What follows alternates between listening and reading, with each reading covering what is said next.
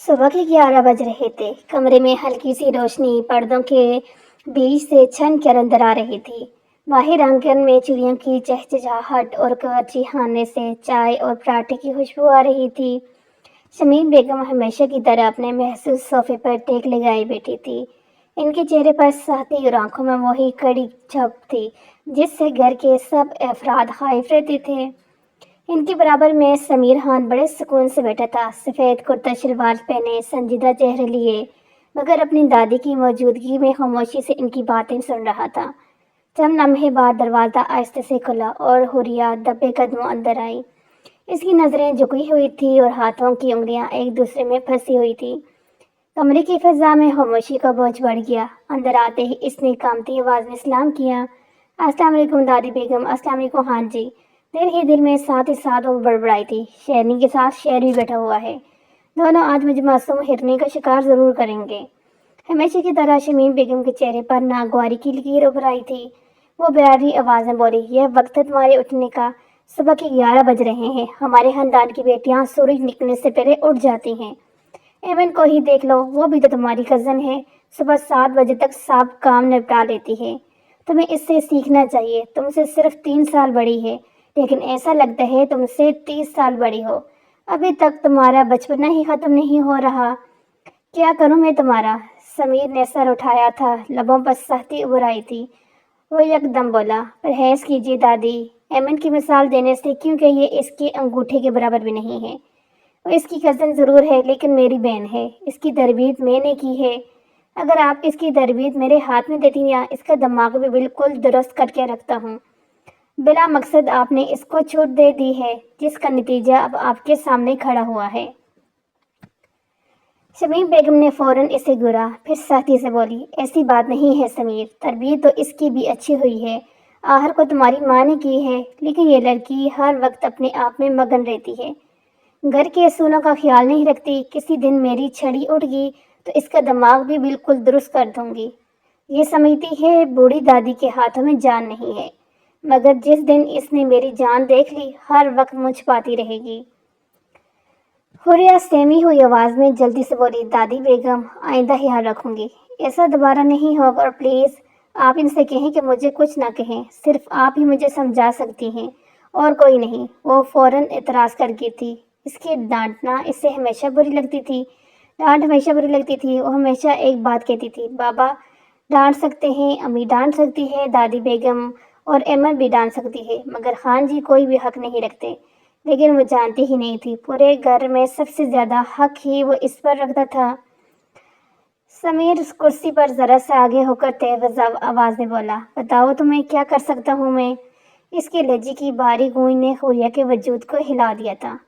وہ ایک دم پیچھے ہٹی اور کانپتے ہوئے بولی، معاف کر دیں دادی بیگم، اب سچ بول رہی ہوں، صبح جلدی اٹھوں گی، کل رات کو سونے میں دیر ہو گئی تھی۔ وہ ہمیشہ ہی اس کے غصے سے ڈر جاتی تھی۔ اس بار بھی ایسے ہی ہوا تھا، ذرا سی آنکھیں دکھانے پر وہ فوراً لائن پر آئی تھی۔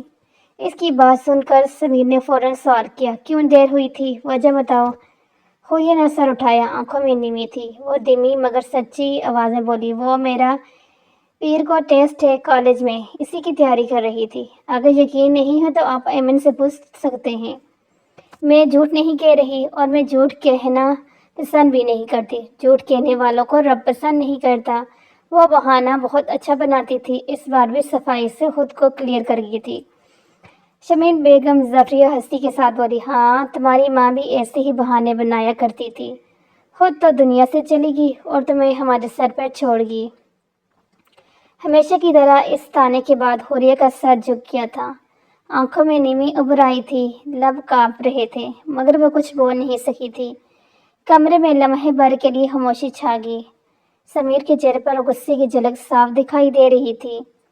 اس نے سخت نظروں سے دادی کی طرف دیکھا اور اشارے سے انہیں مزید کچھ نہیں کہنے دیا تھا، اور اس سے سختی سے بات کرتا تھا، اس پر پابندیاں لگاتا تھا، مگر اس کی آنکھوں میں آنسو اسے ہرگز پسند نہیں تھے۔ اور حوریہ کی طرف دیکھتے ہوئے باری مگر نرم لہجے میں بولا، جاؤ اور اب خیال کرنا، صبح جلدی اٹھو اور میز پر سب کے ساتھ ناشتہ کرو، اور ہاں اب جا کے ناشتہ کرو، اگر مجھے پتہ چلا کہ تم نے ناشتہ نہیں کیا تو یاد رکھنا، میرے عتاب سے تمہیں کوئی نہیں بچا سکتا۔ حوریہ نے جھکی ہوئی آواز میں بس جی کہا اور جلدی سے دروازے کی طرف بڑھی۔ اس کے قدم لڑکھڑا رہے تھے، دل زور زور سے دھڑک رہا تھا۔ وہ دروازہ کھول کر باہر نکلی تو لگ رہا تھا جیسے قید سے آزادی ہوئی ہو۔ کمرے میں پھر وہی خاموشی رہ گئی تھی، لیکن سمیر کی آنکھوں میں اب بھی وہ ناگواری صاف جھلک رہی تھی جو اس نے دادی کے الفاظ پر محسوس کی تھی۔ وہ ان کو سخت سنانا چاہتا تھا، مگر فی الحال وہ اٹھ کر ڈیرے کی طرف روانہ ہو گیا تھا۔ بلا مقصد وہ دادی کا دل بھی نہیں دکھانا چاہتا تھا۔ کچن میں ہلکی ہلکی بھاپ اٹھ رہی تھی، چولہے پر دیچکی میں سالن ہلکی آنچ پر پک رہا تھا اور ساتھ ہی تڑکے کی خوشبو پوری کمرے میں رچی ہوئی تھی۔ ملازمہ کٹی ہوئی سبزیاں ٹرے میں رکھ رہی تھی، جبکہ ایمن اپنے محسوس انداز میں دوپٹہ سنبھالتے ہوئے مسالہ پیسنے میں مصروف تھی اور ہر چیز بڑے سکون اور ترتیب سے کر رہی تھی، جیسے اسے برسوں سے یہ سب سنبھالنے کی عادت تھی۔ کچن کی کھڑکی سے دھوپ کی شعاعیں اندر آ رہی تھی اور ان کے عکس میں ایمن کا چہرہ مزید نکھر کر سامنے آ رہا تھا۔ اسی دوران آہستہ سے دروازہ کھلا، حوریہ خاموشی سے اندر داخل ہوئی۔ چہرے پر ابھی تک سختی اور سمیر کی آواز کا خوف باقی تھا۔ قدم دھیمے تھے، آنکھوں میں نیمی ابھی تک موجود تھی۔ وہ پیچھے سے جا کر اچانک ایمن کے گلے لگ گئی۔ ایمن نے چونک کر مڑ کر دیکھا اور فوراً اپنے نرم ہاتھ سے اس کے گال کو سہلایا۔ پیار بھرے لہجے میں بولی، اٹھ کی میری شہزادی، کہنے کو وہ اس کی کزن تھی، مگر وہ ہمیشہ اسے اپنی بیٹیوں کی طرح پیار کرتی تھی۔ ایمن کا انداز ہی مختلف تھا۔ حوریہ نے لب پھیلائے، نظریں نیچے کی اور دبی دبی آواز میں بولی، آپ کی شہزادی کو آپ کے بھائی نے اتنی بری طرح ڈانٹا ہے کہ بس میری تو کوئی عزت ہی نہیں رہی۔ آپ بھی کچھ دنوں بعد شادی کر کے چلی جائیں گی، پھر مجھے کون بچائے گا آپ کے اس جن بھائی سے؟ میری پوری لائف برباد ہو گئی ہے۔ لڑکیاں اپنی زندگی کو فیری ٹیل کی طرح گزارتی ہیں، مگر میری زندگی میں کوئی فیری ٹیل نہیں ہے، صرف اور صرف اذیت ہے۔ سب مجھے ڈانٹتے رہتے ہیں، نہ جانے میں نے ایسا کون سا گناہ کر دیا ہے جو ہر ایک میرے ہی پیچھے پڑا رہتا ہے۔ ایسا لگتا ہے میں کوئی بوجھ ہوں۔ وہ کافی اداس تھی، دادی کی آخری بات نے اس کا دل چور چور کر دیا تھا۔ ایمن نے ہنسی دبا کر اس کی تھوڑی اوپر کی اور نرمی سے بولی، وہ جن بھائی ہے تمہارا سب سے زیادہ خیال رکھتے ہیں، بس تمہیں نظر نہیں آتا۔ کبھی کبھی سخت لہجہ اختیار کرتے ہیں تو اس کا مطلب یہ نہیں کہ وہ تمہیں چاہتے نہیں ہیں، وہ تمہیں ہم سب سے زیادہ پیار کرتے ہیں، لیکن تم دیکھنا ہی نہیں چاہتی۔ تم صرف ان کی سختی دیکھتی ہو، لیکن ان کی سختی میں چھپا ہوا پیار نہیں دیکھتی۔ حوریہ نے کرسی کھینچ کر زور سے زمین پر پٹکی اور منہ بناتے ہوئے بیٹھ کی اور شکایتی انداز میں بولی، ہاں ہاں پتہ ہے مجھے آپ کی تباہی ہے نا، آپ کیوں ان کے خلاف سنیں گی؟ جبکہ ایمن ہنستے ہوئے بولی، اچھا بابا، اب یہ بتاؤ ناشتہ کرو گی یا بناؤں گی تمہارے لیے؟ جبکہ وہ فوراً منہ بسوڑ کر بولی، بنائیں آپ ناشتہ، آپ کے بھائی کا آرڈر ہے۔ اگر میں نے ٹھیک سے طرح ناشتہ نہیں کیا تو مجھے ان کے عذاب سے کوئی نہیں بچا سکتا۔ میرا تو کوئی ارادہ نہیں ہے دوبارہ ڈانٹ کھانے کا۔ صبح صبح میرا موڈ خراب کر دیا، اب بلا وجہ دوپہر کا بھی کھانا حرام ہو جائے گا۔ اس سے بہتر ہے خاموشی سے ناشتہ ہی کر لیتی ہوں، ورنہ میرا کوئی ارادہ نہیں تھا کچھ بھی کھانے کا۔ ایمن نے اسے غور سے دیکھا اور تھوڑی سی سختی مگر محبت سے بولی، رات کو میں نے کہا تھا سو جاؤ، صبح دیکھ لینا اپنا کورین ڈرامے، مگر تم سنتی کہاں ہو، آدھی رات تک سیریز دیکھتی رہتی ہو۔ صحیح ہوا تمہارے ساتھ، بالکل ٹھیک سزا ملی ہے، بلکہ دادی کو چاہیے تھا 2 چھڑیاں تمہیں لگائیں، بالکل ٹھیک ہو جاؤ گی۔ دن بدن بگڑتی جا رہی ہو۔ حوریہ ناک سکڑ کر بولی، ہاں جی سب قصور میرا ہی ہے، آپ تو بس بھائی کے حق میں بولیں گی، کبھی بھی آپ میری سائیڈ نہیں لیتی۔ نہ جانے آپ کو ان جیسے جن میں کیا نظر آتا ہے، ہر وقت وہ آپ کو بھی ڈانٹتے ہی رہتے ہیں، ایمن یہ نہیں کرو، ایمن ایسا نہیں بیٹھو، ایمن یہ مت کھاؤ، پتہ نہیں انہیں لڑکیوں سے کیا مسئلہ ہے، میرا بس چلو تو انہیں ٹھیک کر دوں۔ ایمن نے ہلکی مسکراہٹ کے ساتھ سر ہلایا اور چولہے کی طرف متوجہ ہوگی۔ کچھ دیر بعد اس نے ناشتے کی پلیٹ بڑی نفاست سے تیار کی، پراٹھا، آملیٹ اور ساتھ ہی گرم چائے کا کپ۔ پلیٹ وہ احتیاط سے لائی اور میز پر رکھ دی۔ حوریہ ہاتھ باندھے بیٹھی رہی، اس کے لب پھر سے پھولے ہوئے تھے جیسے کسی ضدی بچے کے۔ ایمن نے اسے دیکھا، پھر نفی میں سر ہلاتے ہوئے اس کے برابر بیٹھ گئی۔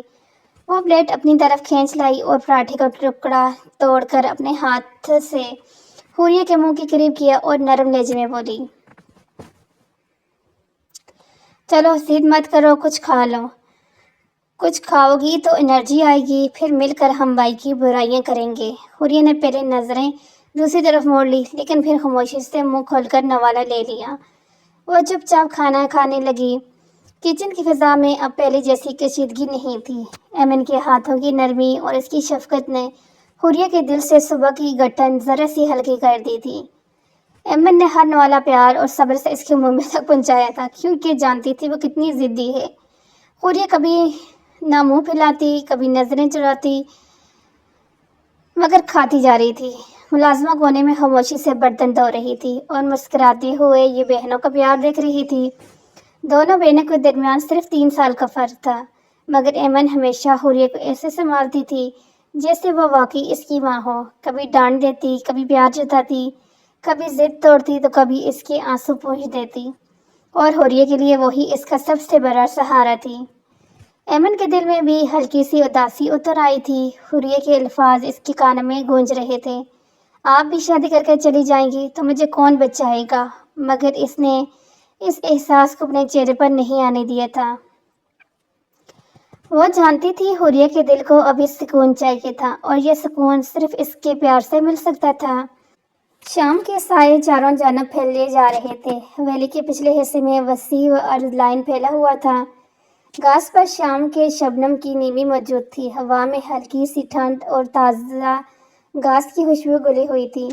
एक पुराना सा इमली का दरख्त लान के बीचों बीच खड़ा था।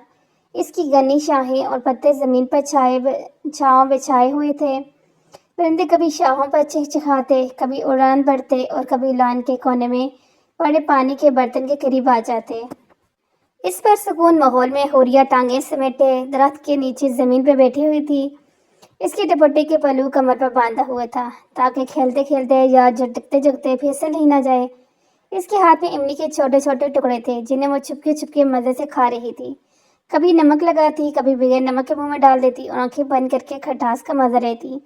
इस बात से बेखबर के अंदर खबर पहुंच गई है कि बाहर वो क्या चांद चढ़ा रही है।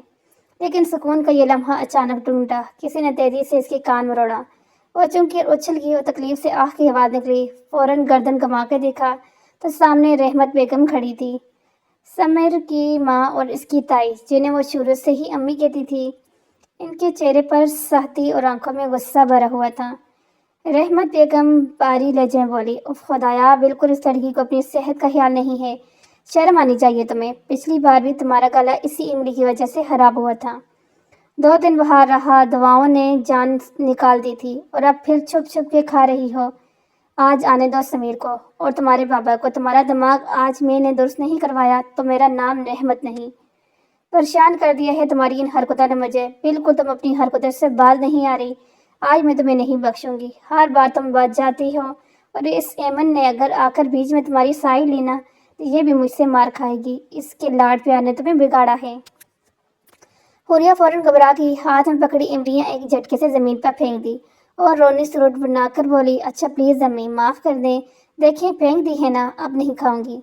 समीर का नाम सुनते ही इसकी जान निकल गई थी। बाबा को तो वो आराम से मना लेती थी, सिर्फ एक आंसू टपकाने की देर होती थी। लेकिन समीर तक अगर ये बात पहुंच जाती, वो यकीनन इसकी टांगें तोड़ देता। इसीलिए फौरन ही मिनटों पर उतर आई थी। रहमत बेगम ने हाथ कमर पर रखे और नफी में सर हिलाते हुए बोली, नहीं, अब तो तुम्हें नहीं छोड़ूंगी। तुम मेरी सुनती ही नहीं हो। लगता है तुम्हें अपनी माँ की जरा भी तरबियत याद नहीं। तुम्हें माँ से ज्यादा सा भी प्यार नहीं है। हर वक्त बीमार रहना जैसे तुमने अपना पसंदीदा शौक बना लिया है, और जब तुम बीमार पड़ती हो ना तो शामत मेरी आती है। तुम्हारे बाबा, समीर, एमन सब मुझे डांटते हैं कि मैं तुम्हारा ख्याल नहीं रखती। लड़की तुम बहुत ज्यादा तेज हो गई हो, लेकिन ये तेजी अब मैं निकालूंगी। बस अब बहुत हो गया। मुझसे ये हरकतें तुम्हारी बिल्कुल बर्दाश्त नहीं हो रही। ये कह के उन्होंने हाथ पकड़ा और बोली, चलो अभी अंदर, और जाके सीधा अपने कमरे में घुस कर अपनी किताबों में लग जाओ, वरना तुम्हारा हशर बिगाड़ दूंगी। हुरिया आंखों में आंसू भर लिए और रोती हुई आवाज में बोल, प्लीज आप खान जी को तो मत बताइएगा। आपको पता है ना खान जी कितना गुस्सा करते हैं। और बाबा को भी मत बताइएगा, वो तो बिल्कुल बर्दाश्त नहीं करेंगे। प्लीज़ अम्मी, नहीं बताएं। मैं वादा करती हूँ आइंदा कभी भी नहीं खाऊंगी। बस आज माफ़ कर दें। پتہ نہیں کیسے میرا ہاتھ ان انگلیوں تک چلا جاتا ہے، حالانکہ میں خود کو روکنے کی بہت کوشش کرتی ہوں، مگر کیا کروں، عادت سے مجبور ہو جاتی ہوں۔ لیکن وعدہ کرتی ہوں اب پکا ایسا نہیں ہوگا، پلیز آخری بار معاف کر دیں۔ وہ ہمیشہ انہیں اسی طرح سے بناتی تھی، لیکن آخر میں اپنی پٹری سے ضرور اتر کر یہی حرکت دہراتی تھی۔ رحمت بیگم نے غصے سے ہاتھ جھٹکا اور تیز لہجے میں بولی، کھاؤ میری قسم۔ حوریہ نے ناک سکڑ کر منہ بنایا اور بولی، نہیں، میں آپ کی قسم نہیں کھاؤں گی۔ میرا کب دین ایمان بدل جائے کچھ پتہ تھوڑی ہے، آپ ذرا روز قسمیں کھلاتی رہتی ہیں، ایک دن کچھ ہو گیا تو میرا کیا ہوگا؟ اور جلدی میں الٹا بول گئی تھی۔ رحمت بیگم نے آنکھیں تنگ کر کے سخت نظروں سے گورا۔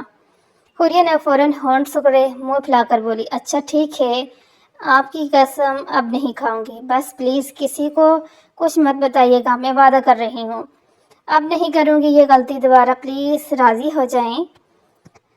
آپ جانتی ہیں نا، ہاں جی بہت غصہ کرتے ہیں۔ رحمت بیگم انگلی لہرا کر بولی، یہ آخری بار ہے، ورنہ مجھ سے ہی مار کھاؤ گی، یاد رکھنا۔ حوریہ نے جلدی سے سر ہلایا اور معصومیت سے بولی، جی جی امی، مار لینا آپ، لیکن ابھی کسی کو مت بتائیں۔ یہ کہتے ہی وہ اپنا دوپٹہ سنبھالتے ہوئے تیزی سے اٹھی اور اندر کی طرف بھاگ گئی۔ اس کے دوپٹے کا پہلو پیچھے ہوا میں لہرا رہا تھا۔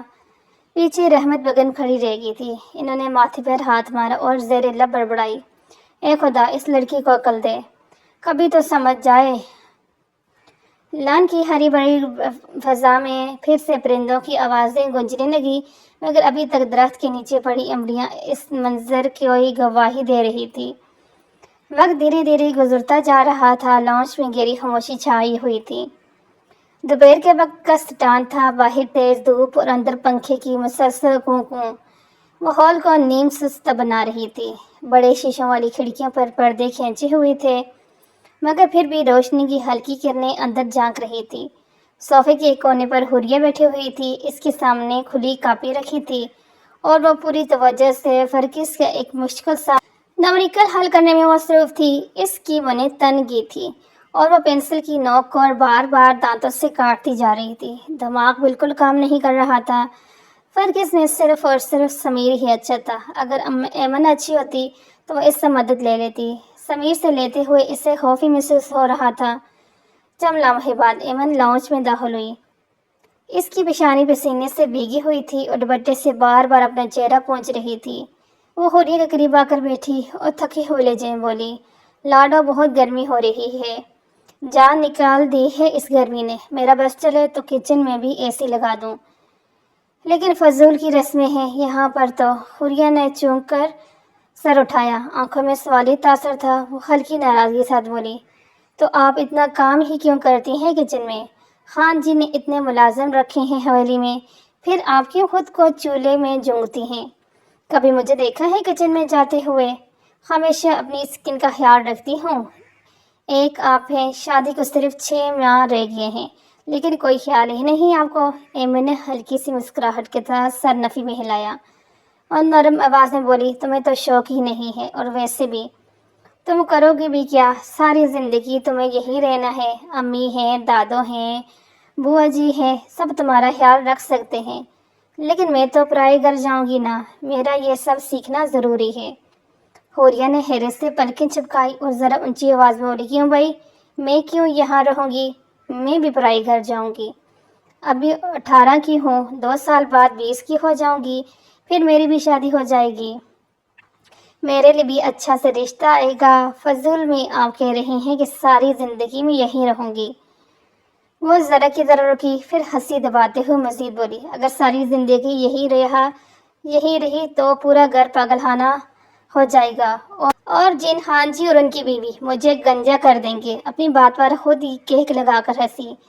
ایمن کی اس کی بات سن کر بے اختیار ہنس پڑی تھی۔ وہ دل ہی دل میں سوچنے لگی کہ کاش یہ معصوم جانتی کہ گھر والے اس کی شادی سمیر کے ساتھ کئی سال پہلے طے کر چکے ہیں، مگر اس راز کو زبان پر لانا ابھی ممکن نہیں تھا، کیونکہ سب کو معلوم تھا حوریہ کتنی ضدی ہے، کوئی بھی اس کو ضدی نہیں دلانا چاہتا تھا۔ حوریہ نے کاپی بند کی اور ضدی لہجے میں بولی، چلیں ہم دونوں خان جی کے کمرے میں چلتے ہیں، ابھی تو وہ ہے نہیں، تھوڑی دیر کمر سیدھی کر لیں گے، اے سی بھی ہے وہاں پر، مجھے تو اتنی جلن ہوتی ہے ان کے کمرے سے، ہم سب کے کمرے بس ایوریج اور ایک وہی جن کا کمرہ اتنا شاندار ہے۔ ایمن فوراً انکار میں سر ہلایا اور سنجیدہ سے بولی، نہیں نہیں، رہنے دو، بھائی کو پسند نہیں ہے کہ ان کے کمرے میں کوئی جائے۔ حوریہ نے ہونٹ پھیلائے اور روٹھے ہوئے لہجے میں بولی، بھائی چلیں نا پلیز۔ کیا ہو جائے گا، تھوڑی دیر کے لیے ہی تو جائیں گے، گرمی سے جان نکل رہی ہے، کچھ دیر آرام کر لیں گے۔ ایمن نے پہلے لب بیچے پھر حوریہ کی معصوم ضد پر مسکرا دی۔ اس کے لہجے میں لاچاری تھی۔ اچھا ٹھیک ہے، لیکن بس تھوڑی دیر کے لیے۔ یہ سنتے ہی حوریہ کا چہرہ کھل اٹھا تھا۔ وہ خوشی سے اچھل کر کھڑی ہوئی اور ایمن کا ہاتھ پکڑ کر باہر کی طرف لپکی۔ دونوں تیزی سے قدم بڑھاتی ہوئی راہداری سے گزرتی ہوئی سمیر کے کمرے کے طرف جانے لگی۔ انہیں اندازہ ہی نہیں تھا کہ سمیر کچھ گھنٹے پہلے ہی واپس آ چکا ہے اور وہ اس وقت اپنے کمرے میں موجود ہے۔ چند لمحے بعد وہ دونوں اس کے کمرے کے سامنے تھی۔ سمیر کے کمرے کا دروازہ آہستگی سے کھولا۔ اندر ٹھنڈی ہوا کا جھونکا سا محسوس ہوا۔ کمرے کی ہر چیز اپنی جگہ ترتیب سے رکھی ہوئی تھی۔ سائڈ ٹیبل پر کتابیں باقاعدہ ترتیب میں رکھی تھی، الماری کا دروازہ بند تھا اور بیڈ کی چادر پر ایک شکن تک نہیں تھی۔ کمرے کی فضا میں ایک خاص طرح کی سختی اور ترتیب جھلک رہی تھی جو سمیر کی شخصیت کی عکاسی تھی۔ ایمن ایک لمحے کو رک گئی۔ اس نے گردن موڑ کر کمرے میں نظریں دوڑائی، پھر دھیمی آواز میں بولی، بچے ایسا کیوں لگ رہا ہے کہ کمرے میں کوئی موجود تھا؟ دیکھو نا اے سی کی کتنی ٹھنڈ ہو رہی ہے۔ حوریہ ہنس دی اور پھر اچھلتی کودتی بیڈ کی طرف بڑھی اور پھیل کر اس پر بیٹھ گئی۔ وہ بولی، ہو سکتا ہے کوئی ملازمہ آئی ہو صفائی کرنے کے لیے، اور آپ کو تو پتہ ہے آج کل کی ملازمیں کتنی ایڈوانس ہو گئی ہیں، کسی نے چلا دیا ہوگا اے سی، آئے نا آرام کرتے ہیں۔ ایمن نے کچھ سوچتے ہوئے آہ بھری، مگر آخرکار وہ بھی اس کے پاس جا کر بیٹھ گئی۔ حوریہ نے اپنی گردن تکیے پر ٹکائی اور شرارتی انداز میں بولی، کاش ہاں جی فوجی ہوتے، پورا سال گھر نہیں آتے اور ہم ان کے بستر پر مزے سے سوتے۔ ایمن نے فوراً اسے ڈانٹا، چپ، یہ کیسی باتیں کر رہی ہو؟ اگر بھائی کو پتہ چلا تو قیامت آ جائے گی۔ وہ ہر بات کو سنجیدگی سے لیتے ہیں۔ مگر حوریہ ہنسنے ہی نہیں روک سکی، حسرت بھرے لہجے میں بولی، سچی ایمن، اگر ایسا ہوتا تو میں ان کے کمرے پہ قبضہ کر لیتی، یہاں اپنی باربی ٹیبل اور کرسی رکھتی، پورا میک اپ باکس یہاں رکھتی اور یہ بستر، یہ تو پنک ہوتا، اتنا مزہ آتا، آپ اس طرح سوتی، میں اس طرف۔ ایمن نے ایک بار پھر نفی میں سر ہلایا، لیکن اس کی ہنسی چھپائی نہ چھپی۔ دونوں بہنیں اپنی ہی دنیا میں مہم تھی، یہ جانے بغیر کہ سمیر حقیقت میں کمرے میں موجود ہے۔ واش روم کے بند دروازے کے پیچھے شیو کرتے ہوئے ان کی ہر بات سن رہا تھا۔ باہر ٹھنڈے اے سی سے نہیں، ان کے جانے سے پہلے کیے ہوئے بندوبست سے تھی۔ کوئی ملازم نہیں آئی تھی۔ کمرے میں بہنوں کی سرگوشیاں گونج رہی تھی۔ حوریہ کی شوخ آواز بار بار ایمن کے کہکوں سے مل کر ماحول کا ہلکا پھلکا بنا رہی تھی، مگر اگلے لمحے ساری دنیا جیسے تھم گئی۔ واش روم کا دروازہ یکدم کھلا۔ سب سے پہلے باپ کی ایک ہلکی سی لہر باہر نکلی، پھر قدموں کی آہٹ سنائی دی اور اگلے لمحے سمیر نظر آیا۔ وہ شرٹ لیس تھا، ابھی شیو مکمل کرنے کے بعد تولیے سے چہرہ صاف کر رہا تھا۔ ایمن کا رنگ فخت ہو گیا۔ اس نے ایک پل کے لیے بھی پیچھے مڑ کر نہیں دیکھا، فوراً بھاگتے ہوئے کمرے سے باہر نکلا گئی۔ اس کو اس کی ڈانٹ کا شکار نہیں بننا تھا۔ حوریہ کا دل جیسے خلق میں اٹک گیا۔ وہ ساکت سی بیڈ پر بیٹھی رہ گئی، آنکھیں پھٹی کی پھٹی رہ گئی۔ اس کے چہرے پر شرم، خوف اور بے یقینی سب ایک ساتھ اتر آئے تھے۔ سمیر نے اسے دیکھتے ہی قدم روکے، تولیے سے ایک ہاتھ سے گردن پر پھیرتے ہوئے بھاری آواز میں بولا، میرے کمرے میں سونے کا بہت شوق ہے تمہیں، فکر نہیں کرو، آج بندوبست کرتا ہوں تمہارا۔ یہ کہتے ہی اس نے ہاتھ میں پکڑا ہوا گیلا تولیہ زور سے حوریہ کی طرف اچھالا۔ تولیہ اس کے چہرے پر آ کر ٹکرایا، پانی کے قطرے کی ٹھنڈ اس کے رخسار پر بکھر گئی۔ حوریہ کی سانس جیسے تھم گئی، قدم زمین میں گڑ گئے، دل بے قابو دھڑکنے لگا۔ وہ کچھ کہنے کی ہمت بھی نہیں کر سکی تھی، نظریں جیسے سمیر کی پشت پر جم گئی جو پر اعتماد چال سے دروازے کی طرف بڑھ رہا تھا۔ وہ تولیہ پھینکنے کے بعد پلٹا، دروازہ کھولا اور بغیر ایک لمحہ ضائع کیے کمرے سے باہر نکل گیا۔ اس کے جانے کے بعد بھی کمرے میں اس کی موجودگی کی دمک باقی تھی۔ حوریہ نے کپکپاتے ہاتھوں سے چہرے سے تولیہ ہٹایا، آنکھیں اب بھی خوف سے بڑی ہوئی تھی، سانسیں اٹک اٹک کر چل رہی تھی۔ پھر جیسے ہی ہوش آیا تو وہ جھٹکے سے کھڑی ہوئی اور دوپٹہ سنبھالتے ہوئے دروازے کی طرف لپکی۔ کمرے سے باہر نکلتے ہی اس کے قدم ایسے تیز ہوئے جیسے پیچھے سے کوئی پکڑ لے گا۔ لانگ کوریڈور میں دوڑتی ہوئی وہ خود بھی حیران تھی کہ یہ ابھی ہوا کیا ہے۔ دل اب بھی دک دک کر رہا تھا اور سمیر کا جملہ بار بار کانوں میں گونج رہا تھا کہ آج تمہارا بندوبست کرتا ہوں۔ نہ جانے کیوں یہ جملہ اس کو لاشعوری طور پر عجیب کیفیت میں مطلع کر رہا تھا۔ وقت دھیرے دھیرے گزرتا جا رہا تھا۔ رات کا وقت تھا۔ حویلی کے بڑے کمرے میں جو شمیم بیگم کا خاص بیٹھک کمرہ تھا، محفل سی جمی ہوئی تھی۔ بڑے فانوس کی مدھم روشنی کمرے کو روشن کی ہوئی تھی۔ دیواروں پر پرانے طرز کے عکس اور لکڑی کے کام سے بنے ہوئے فریم جلملاتے دکھائی دے رہے تھے۔ کمرے کے وسط میں بھاری صوفے ترتیب سے رکھے ہوئے تھے اور سب افراد اپنی جگہوں پر بیٹھے تھے۔ شمیم بیگم ہمیشہ کی طرح اپنے بڑے سے صوفے پر نیم دراز بیٹھی تھی۔ ان کے برابر میں سمیر بیٹھا ہوا تھا، پرسکون مگر سنجیدہ۔ ایک طرف رحمت بیگم اور سہیل صاحب موجود تھے، دونوں خاموش اور متوقع طور پر سمیر کی بات سننے کے لیے تیار۔ دوسری جانب ایمن بیٹھی تھی، تھکن کے آثار مگر چہرے پر تجسس اور گھبراہٹ کی جھلک صاف نمایاں تھی۔ پورے کمرے میں ایک سنجیدہ فضا تھی، مگر ایک کرسی خالی تھی، وہ حوریہ کی تھی۔ وہ ہمیشہ کی طرح اپنے کمرے میں کورین